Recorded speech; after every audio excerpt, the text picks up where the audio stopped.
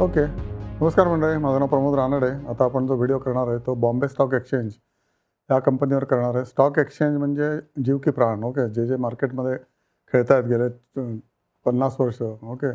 1978मध्ये BSE exchange चा index launch झाला आणि BSE एक्सचेंज सुरू झालं. नंतर NSE मला 96ला सुरू झालं.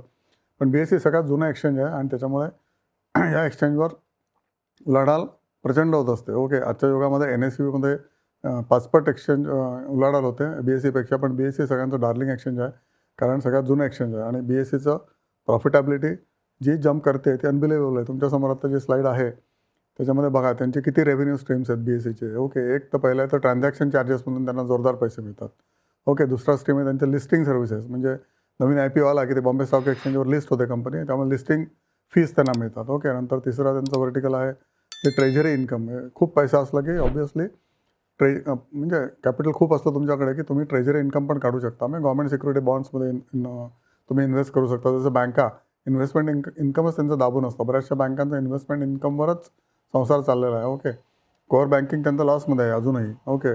For instance Indian Overseas Bank core banking अजूनही लॉसमध्ये आहे यावर्षी. पुढच्या वर्षी may be it will come in profit. त्याच्यामुळे तो शेअर अजूनही 32-35वर पडीक आहे. आणि बऱ्याचशा including all big banks. Okay. त्यांचं इन्व्हेस्टमेंट जे इन्कम आहे त्याच्यावरच त्यांचा संसार चाललेला आहे. त्याच्यामुळेच net profit is equal to other income, म्हणजे विच इज इन्व्हेस्टमेंट इन्कम. आणि कोअर बँकिंगचं प्रॉफिट आहे. कोअर बँकिंगचं प्रॉफिट म्हणजे काय, इंटरेस्ट रिसिव्ड आणि interest spent. Okay. That is the difference and that NIM is typically negative for most of the banks. Okay. Including may be SBI. Okay. तुम्ही check करा, तुम्हाला कळेल हे. ओके. तर इन्व्हेस्टमेंट किती इम्पॉर्टंट आहे बघा. तुमची सुद्धा इन्व्हेस्टमेंट पाहिजे.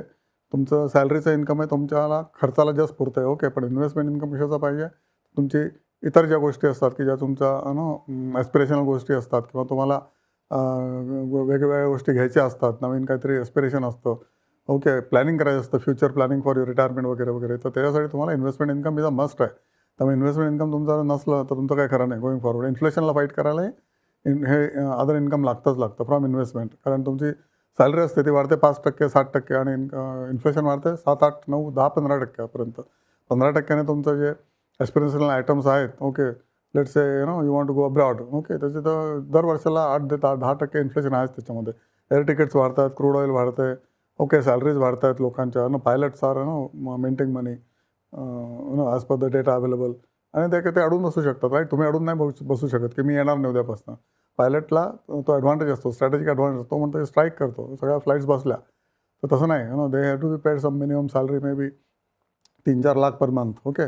त्यानंतर पुढचा जो आहे तो अदर ऑपरेटिंग इन्कम आहे. नंतर इन्व्हेस्टमेंट इन्कम सांगितलं आणि अजून एक अदर इन्कम असतं, ते आपण बघूया काय काय काय. तर बघा आता BSEचं खालचा जो क्वाड्रंट आहे त्याच्यामध्ये क्वार्टरली आणि कन्सॉलिडेटेड इन्कम आहे. त्याचं मिलियन म्हणजे typically 10 lakh, that is million. तर आता जे 110 मिलियन म्हणजे 1310 कोटी एका क्वार्टरमध्ये BSEचं फक्त ट्रान्झॅक्शन चार्जेस त्यांनी कमावलेले आहेत. ओके. त्यानंतर लिस्टिंग फीज त्यांनी कमावल्या आहेत किती, 118 कोटी. त्याच्यानंतर ट्रेझरी इन्कम किती, तर 40 कोटी आहे. त्याच्यानंतर फोर्थ जो आहे इन्कम स्ट्रीम तो आहे अदर ऑपरेटिंग इन्कम. ते त्यांना मिळालं 93 करोड. तर पुढचं आहे investment income, that is 61 crore आणि other income is 5 crore. Okay. आणि इयरली बघितलं तर वरच्या क्वार्टरमध्ये तुम्ही बघा. ओके. डावीकडे कन्सॉलिडेटेड आहे आणि उजवीकडे स्टँड अलोन आहे. तर नेहमी कन्सॉलिडेटेड रिपोर्ट्स बघायचे असतात. कन्सॉलिडेशनमध्ये त्यांच्या अदर ज्या कंपनीज असतात, दुसऱ्या सिस्टर कंपनी, सबसिडी कंपनी, त्यांचं पण प्रॉफिट अँड लॉस येतो. ओके. नुसतं स्टँड अलोन कुठल्याच कंपनीचा तुम्ही जर रिझल्ट बघितला तर तुम्ही मिसलीड व्हाल. तर कन्सॉलिडेटेड बघा. तर BSEचा कन्सॉलिडेटेड ट्रान्झॅक्शन चार्जेस किती कमावलेत त्यांनी, तर 3,795. Unbelievable, right. 4,000 कोटी ऑलमोस्ट त्यांना फक्त ट्रान्झॅक्शन फीजमधून मिळालेले आहेत. म्हणजे तुम्ही आम्ही जे व्यवहार करतो BSEवर त्याच्यातून मिळाले आहेत. म्हणजे NSEला किती मिळतील, मे बी याच्या 5पट मिळतील. आणि त्यामुळे NSEच्या IPOकडे तुम्ही लक्ष द्या. जोपर्यंत NSEचा IPO येत नाही तोपर्यंत BSEवरती जात राहणार. आता ऑलरेडी 4,000ला टेकलेला आहे. एका महिन्यापूर्वीच तो 3,000 किंवा 3200ला होता. तर व्हाय दिस इज सो इम्पॉर्टंट, क्रिटिकल.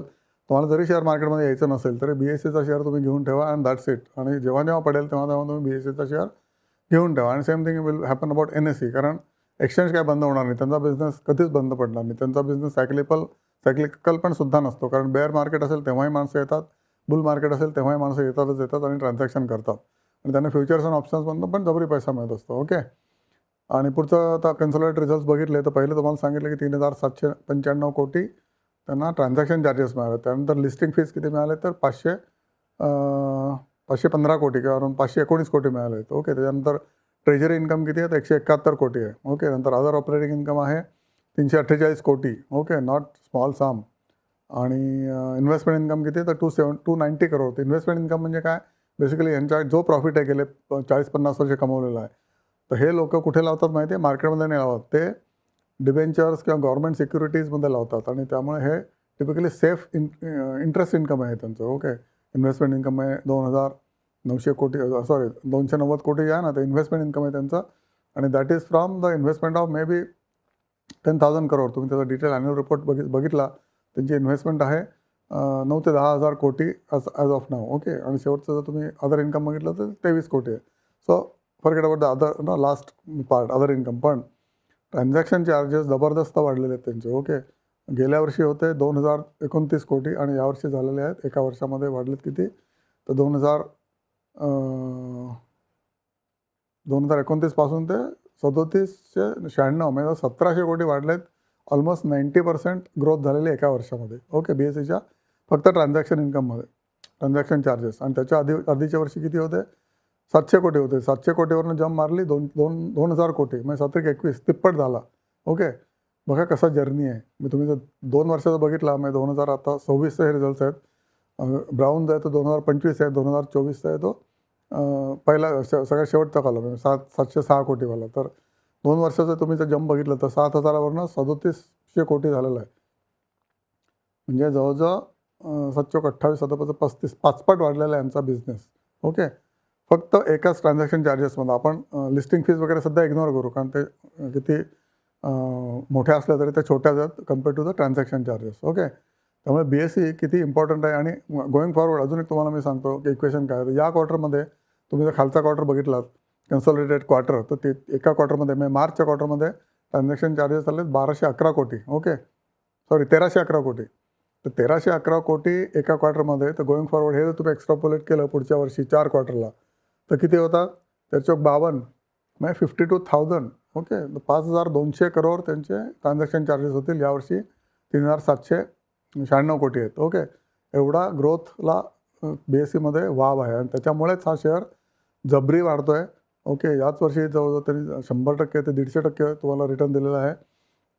आणि ज्यांना काहीच माहिती नाही मार्केटमध्ये काय खेळायचं काय खेळायचं, त्यांनी ॲटलिस्ट BSEमध्ये तरी तुमची बेट लावायलाच पाहिजे. ओके. हा मी व्हिडिओ त्याच्यासाठीच करतो की तुम्हाला कळावं की BSE बॉम्बे स्टॉक एक्सचेंज म्हणजे तरी काय आहे. बॉम्बे स्टॉक एक्सचेंजमध्ये तुम्ही आम्ही किंवा सगळे जे आता म्युच्युअल फंडवाले आहेत ते धंदा करतात. ओके. तिथेच जायलाच लागतं तुम्हाला. आणि एक्सचेंज हे तुमच्या वाढदिवसालाही हजर असतं आणि तुमच्या मैतालाही हजर असतं. ओके. दोन्ही वेळेला ते तुमच्याकडनं फीस घेतातच घेतात. ओके. तुम्हाला सोडत नाहीत. ओके. आता बघा डावीकडे दाखवलं equity cash performance, average daily turnover in millions, daily turnover बरं का. तर 2026ला झालं आहे 7,950 कोटी डेली टर्नओव्हर आहे. ओके. आणि गेल्या वर्षी होता 7,766 कोटी डेली टर्नओव्हर. आणि त्याच्यातनं त्यांना ट्रान्झॅक्शन फी मिळते. मे be it is 0.1%, but it's that big. Transaction amount daily turnover is so big. Okay. आणि 2020 पासून कसा वाढला आहे बघा. ओके. 26,000 पासून 79,000 झाला, म्हणजे तिप्पट झालेला आहे average daily turnover. Okay. In equity. आणि उजवीकडे बघितलं तर ट्रान्झॅक्शन चार्जेस इन्कम. ओके. ते त्याच प्रमाणात वाढलेले आहेत. नॉर्मल रेट आणि स्पेशल रेट, दोन्ही रेट त्यांनी दाखवलेले आहेत, नॉर्मल रेट आणि स्पेशल रेट. आणि त्याप्रमाणे त्यांचं ट्रान्झॅक्शन इन्कमसुद्धा वाढलेलं आहे. ओके. जर अजून आत्ता समजा की ते 20 कोटी डीमॅट अकाउंट आहेत, हे जर समजा उद्या 40 कोटी झाले तर BSEचं उत्पन्न पुढच्या 5 वर्षातच डबल होऊन जाईल. ओके. त्याच्यामुळे हा शेअर आता 3,000ला आहे किंवा 4,000ला आहे, that will become 8,000 rupees. Okay. There is no rocket science in this, just extrapolation of the numbers. Okay. डेरिव्हेटिव्हमध्ये सुद्धा तुफानी त्यांना पैसा मिळतो. डेरिव्हेटिव्हचे वॉल्यूम पण वाढलेले आहेत. तर प्रत्येक स्लाईड मी काय वाचून दाखवणार नाही, तुम्ही बघा. Okay.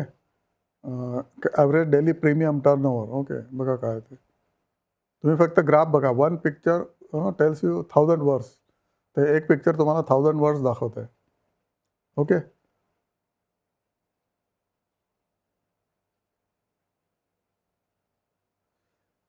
BSE star mutual fund platform पण त्यांनी सुरू केला 4 वर्षापूर्वी. त्यामुळे म्युच्युअल फंडच्यामधनंही त्यांना पैसे मिळतात आहेत, नुसतं इक्विटीमधनं आणि डेरिव्हेटिव्हमधनं नाहीच नाही. Okay. 27% growth. Number of orders 27% growth in mutual funds. Okay. Now obviously mutual fund revenue also has grown up by that much. Listing services, Naveen Naveen IPO आले की नवीन कंपन्या लिस्ट होतात, राईट. आणि काही कंपन्या ज्या बुडलेल्या असतात त्या डिलिस्ट पण होतात. तर डिलिस्टिंग मायनस प्लस लिस्टिंग मिळून this is what is the new board, main board listing. Okay.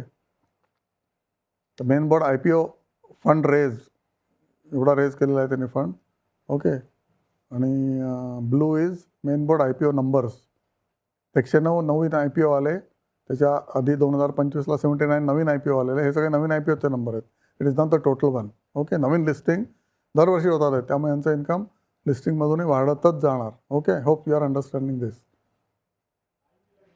कळत नसेल तर विचारा तुमच्या मित्राला, तो इन्व्हेस्ट करतो. ओके. त्याला नक्कीच हे माहिती असणार आहे. Clearing corporation. ओके. ही त्यांची सबसिडरी आहे. ओके. क्लिअरिंग कॉर्पोरेशनमधनं पण त्यांना पैसे मिळतात. BSE इंडेक्स सर्व्हिसेस, इन्फॉर्मेशन जे देतात लोकांना, तुम्ही आम्ही जे बघतो BSE साईटवर जाऊन, त्याचे पण त्यांना चार्जेस मिळतात थ्रू इंटरनेट प्रोव्हायडर. तर फायनान्शियल हायलाईट्स. ओके. की माइलस्टोन्स काय काय झाले 2075 पासून त्यांनी दिले. बघा BSE इंडेक्स लॉन्च झाला. ओके. BSE Sensex. त्याच्यानंतर काय काय झालं ते सगळं त्यांनी दिलेलं आहे. जर्नी ऑफ BSE प्रत्येक कंपनीच्या ॲन्युअल रिपोर्टमध्ये असतं की सुरुवातीपासून त्यांनी काय काय नवीन ॲडिशन्स केल्या, नवीन व्हर्टिकल्स काढले, नवीन बिझनेस उघडला किंवा जुना बिझनेस डिमर्ज केला, विकून टाकला, असं सगळ्या journey of the company is given over here. Okay. तर 23 ते 25मध्ये यांनी काय बघा लॉन्च केलं, तर equity derivatives relaunch, bankex moves over to Monday, acquisition of 50% stake in AIPL, making it wholly owned on BSE. आता AIPL काय बघायला पाहिजे, राईट. ग्रोथ ड्रायव्हर्स काय बघा, trading segments, mutual fund segments आणि प्लॅटफॉर्म सर्व्हिसेस. ओके. हे त्यांचे की ग्रोथ ड्रायव्हर्स आहेत. तर ट्रेडिंग सेगमेंट्स बघितलं तरी भरपूर त्यांना. आणि दुसरं म्युच्युअल फंड. ओके. दर महिन्याला 40,000 कोटी म्युच्युअल फंडात लोक टाकतात आहेत. ओके. DII आणि ते म्युच्युअल फंड BSE आणि NSEमधनं फंड्स उचलतात किंवा डायरेक्ट उचलतात.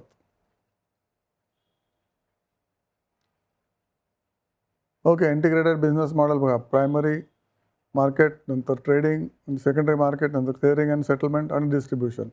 ओके. हे त्यांचे सगळे मल्टिपल कॉन्टॅक्ट पॉईंट्स आहेत विथ द कस्टमर्स. आणि बऱ्याचशा ॲक्टिव्हिटीज त्यांच्या रिकरिंग असतात. ट्रान्झॅक्शन रिकरिंग आहे. ओके. लिस्टिंग फीज रिकरिंग आहे. ओके. सगळंच रिकरिंग आहे बघा. म्हटलं जर तुम्ही कॉलम बघितला, transaction charges to the extent link to the market activity. Okay.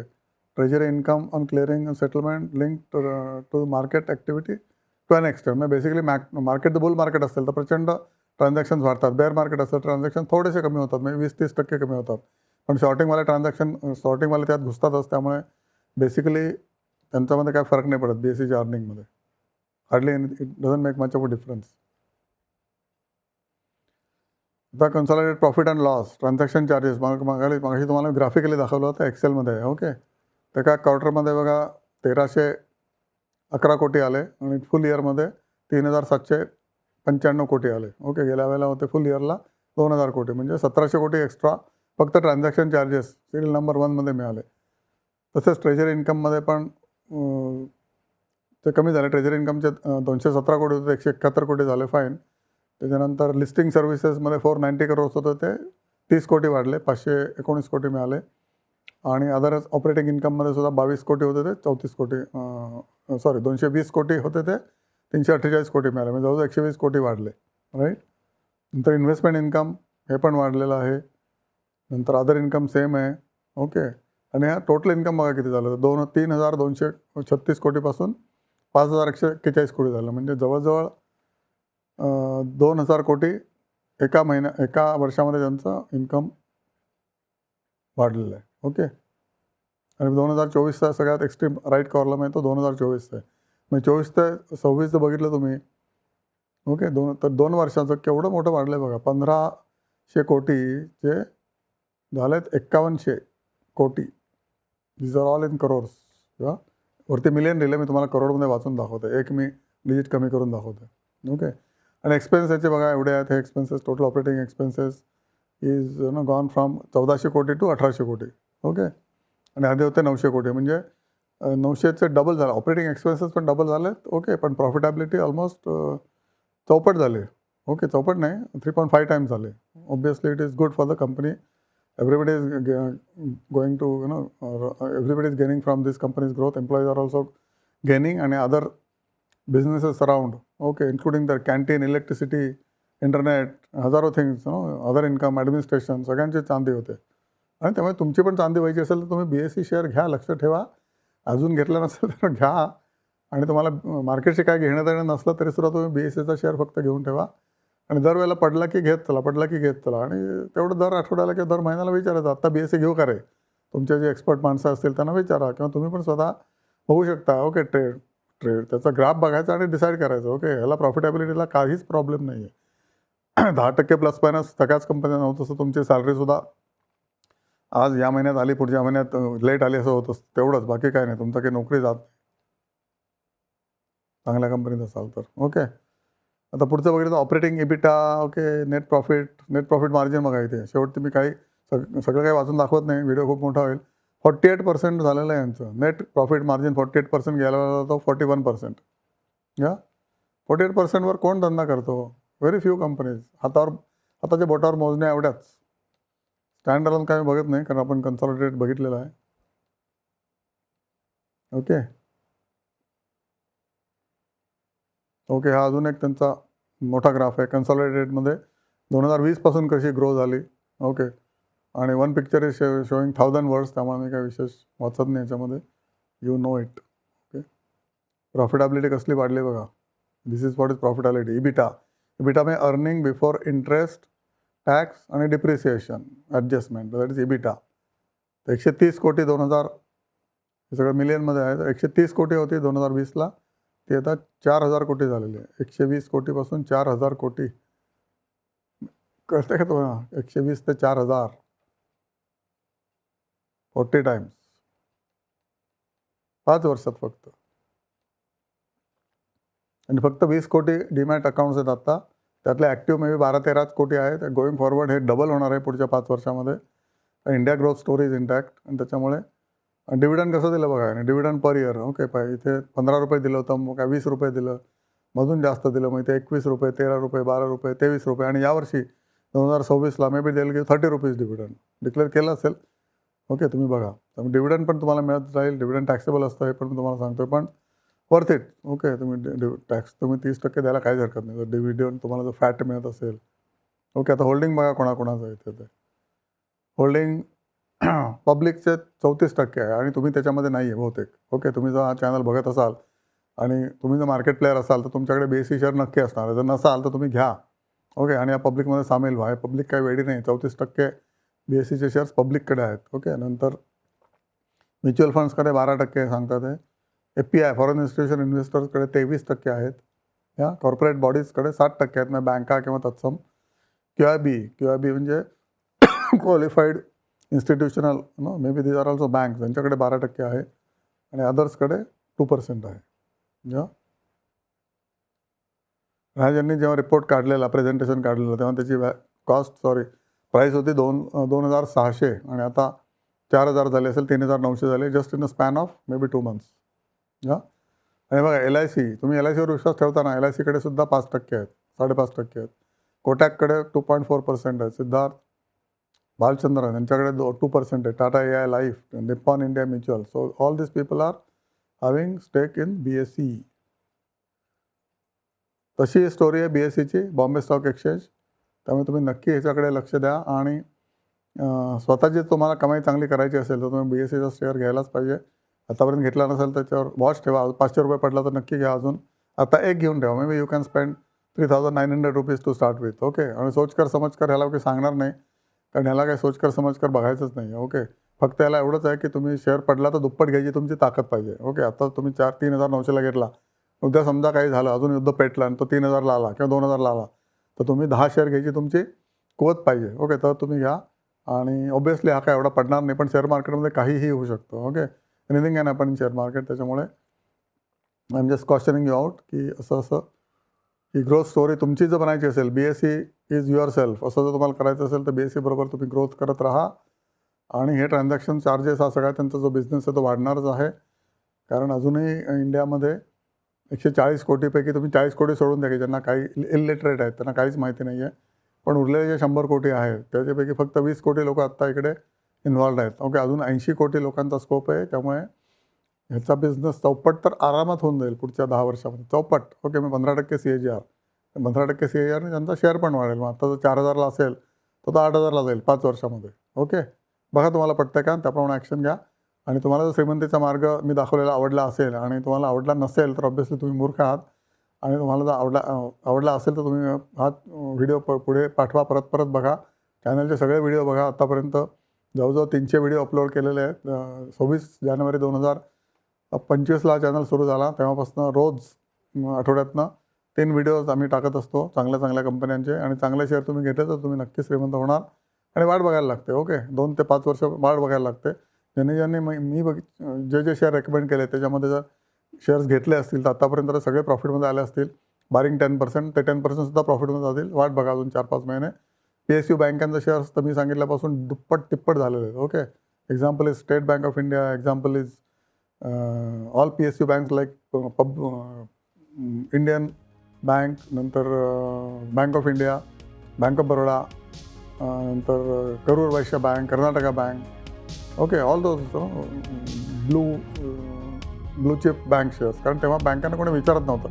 आत्तासुद्धा काही सेक्टरला कोणी विचारत नाही. ओके, स्मॉल कॅप आणि मॅक्रो कॅपला कोणी विचारत नाही. अजूनसुद्धा ते घेण्यासारखे आहेत. ओके, बघा पडतंय का. आणि thank you so much. God bless you.